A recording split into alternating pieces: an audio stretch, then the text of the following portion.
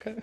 Hi, I'm Nancy from First Up, and we're going to make a terrarium that your child can make at home, and this would incorporate them a chance to work with some natural items, to talk about living and non-living things, and to really be able to be up close and personal with nature. I'm using a glass jar, but if you have some recyclable items at home and you have a jar that would be plastic, that would be even better.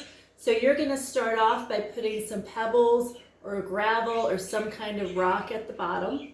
If you have activated charcoal that you would get from a pet store, that would be your next layer up. If you don't have that available, it's okay, don't worry about it.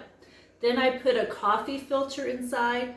The trick with the coffee filter is that you want it to be a little bit wider than your jar because its job is to keep the soil away from the rocks, so you want it to be large enough to collect the soil when you put it in. At this point, after you have the coffee filter in, you're just going to take some soil, add it into the jar, and then I just have tiny little succulent plants that I put.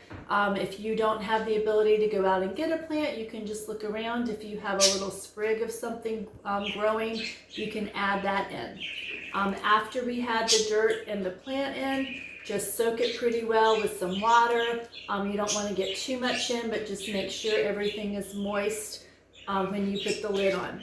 If you don't have a mason jar, so you don't have a lid to put on, you could also put some plastic wrap with the rubber band. You just want everything sealed tight so that then it will make its own ecosystem and start to get the moisture going through, and then your child can be able to hold it without you worrying that they're going to break it off or put it in their mouth.